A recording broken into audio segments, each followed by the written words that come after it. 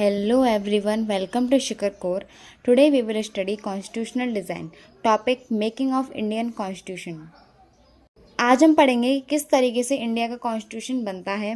तो हम सबसे पहले बात करते हैं like south Africa India's constitution was also made under difficult circumstances. जैसे कि साउथ अफ्रीका के अंदर बहुत डिफ़िकल्टी से जो है वहाँ का कॉन्स्टिट्यूशन बनता है, उसी तरीके से इंडिया भी फेस करता है बहुत सारी प्रॉब्लम्स, बहुत सारी डिफ़िकल्टीज़ किसे बनाने में, कॉन्स्टिट्यूशंस बनाने में। कैसे?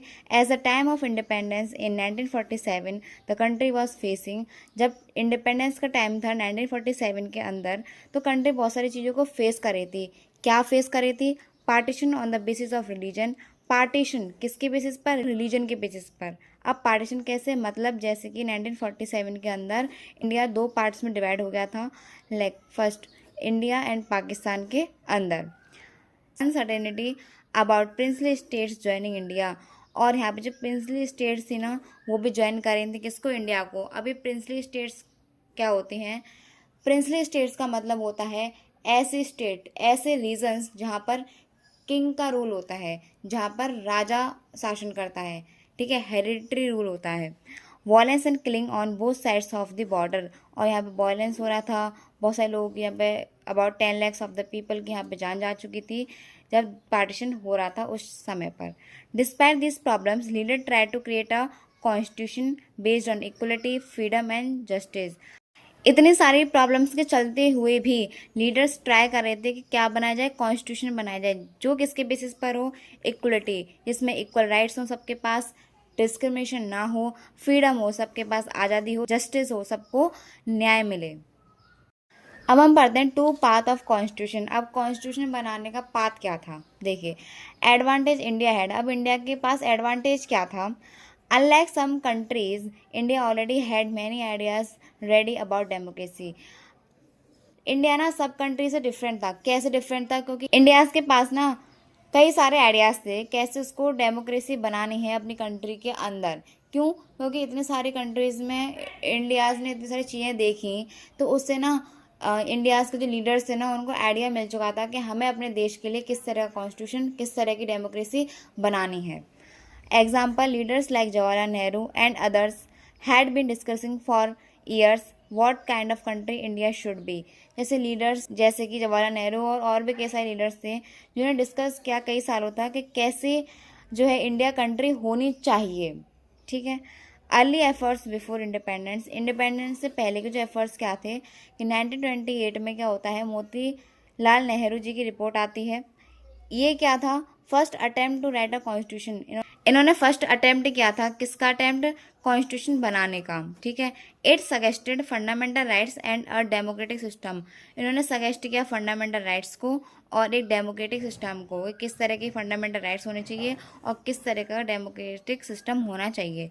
Example, he said people should have rights like freedom of speech. उन्होंने बोला कि लोगों के पास राइट्स होने चाहिए। कैसे राइट्स होने चाहिए? जैसे freedom of speech, freedom of association, freedom of movement, इस तरह की राइट्स होनी चाहिए। अब देखिए 1931 के अंदर कराची रिजोल्यूशन आता है। इसके अंदर क्या होता है? Passed by Indian national Congress. और ये कराची रिजोल्यूशन जो था ना, इसे पास्ड करती है कौन? Indian national Congress. और इसमें बातें क्या होती हैं? इकोनॉमिक जस्टिस, मतलब हर किसी के लिए इकोनॉमिक जस्टिस होनी चाहिए जिसमें फेयर वेजेस मिले, मतलब जितना काम कर रहे हैं आपको उतनी ही सैलरी मिले, ठीक है। ऐसा नहीं कि आपसे काम ज़्यादा कराया जा रहा हो और आपको वेजेस मतलब पैसे आपको कम दिए जा रहे हों, ऐसा नहीं होना चाहिए।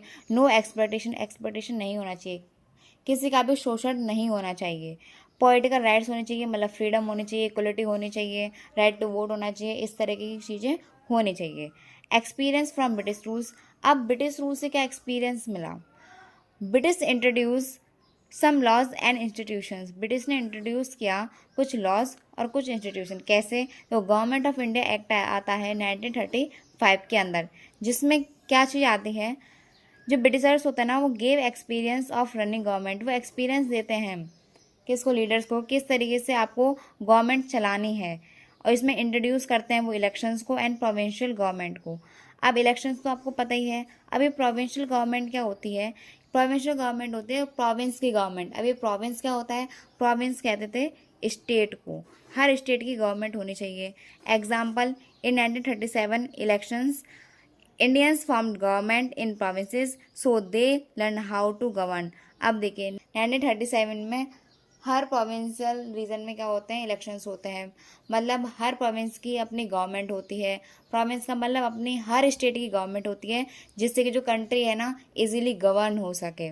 Learning from other countries. अब अदर कंट्रीज से यहाँ पे क्या सीखने के लिए मिलता है, Indian leaders also took ideas from different countries.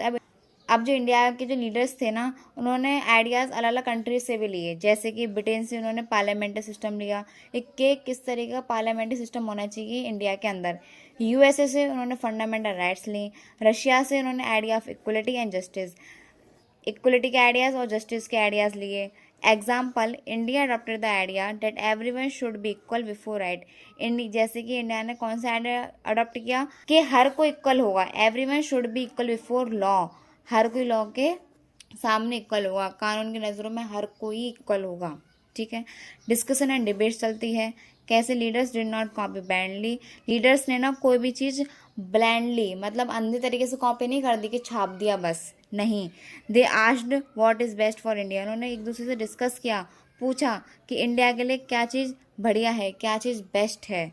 Example, they discussed whether India should be centralize और फेडरल। इन्होंने ये डिस्कस्ड किया कि इंडिया सेंट्रलाइज होनी चाहिए, फेडरल। सेंट्रलाइज का मतलब है कि सारी पावर सेंट्रल गवर्नमेंट के हाथ में होनी चाहिए, या फिर यहाँ पे पावर को डिवाइड कर देना चाहिए स्टेट्स में भी। Formation of constituent assembly. अब यहाँ पर फॉर्मेशन होता है किसका, कॉन्स्टिट्यूएंट असेंबली का। देखो जुलाई 1946 में इलेक्शंस होते हैं। दिसंबर 1946 के अंदर फर्स्ट मीटिंग होती है, जिसमें members were chosen to write the constitution, जिसके अंदर मेंबर्स को चूज़ किया जाता है। कौन से मेंबर्स को, जो कॉन्स्टिट्यूशन लिखने के लिए चूज़ किया जाता है। Example, doctor Bhimrao Ambedkar became chairman of drafting committee. Drafting committee मतलब जो कॉन्स्टिट्यूशन बनाने वाली जो कमेटी थी ना, उस कमेटी के चेयरमैन किसको बनाया गया, doctor B are Ambedkar ji को। इम्पैक्ट ऑफ पार्टीशन इन 1947। अब जो पार्टीशन हुआ था 1947 के अंदर, उसका इम्पैक्ट क्या पड़ता है। India was divided into India and Pakistan. अब जो इंडिया था वो डिवाइड हो चुका था दो पार्ट के अंदर, first India and second Pakistan. Assembly got divided, और जो असेंबली थी वो भी डिवाइड हो चुकी थी। Many problems like violence and refugees. बहुत सारी प्रॉब्लम्स हुई, वायलेंस, लड़ाई झगड़े, ये सारी चीज़ें। रिफ्यूजीज का मतलब है ऐसे लोग जो अपने घर बार छोड़ के चले जाते हैं या फिर आ जाते हैं वॉर्स लाइक सिचुएशन की वजह से। एग्जाम्पल क्या आता है, pets chose leaders continue making the constitution. इतने सारे यहाँ पे दिक्कत होने के बाद भी लीडर्स ने कंटिन्यू रखा क्या, कॉन्स्टिट्यूशन को बनाना। Final adoption. अब फाइनल अडॉप्शन कब होता है, देखो 26 नवंबर 1949 के अंदर कॉन्स्टिट्यूशन अडॉप्ट किया जाता है। 26 जनवरी 1950 के अंदर कॉन्स्टिट्यूशन केम इनटू फोर्स, और जो कॉन्स्टिट्यूशन होता है वो फोर्स के अंदर आ जाता है, और इसी डे को रिपब्लिक डे बोला जाता है, 26 जनवरी को।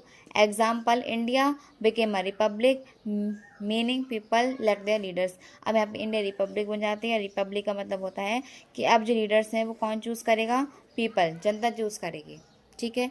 आई होप आप सबको ना समझ में आया हो। लाइक करें, सब्सक्राइब करें, and thank you so much.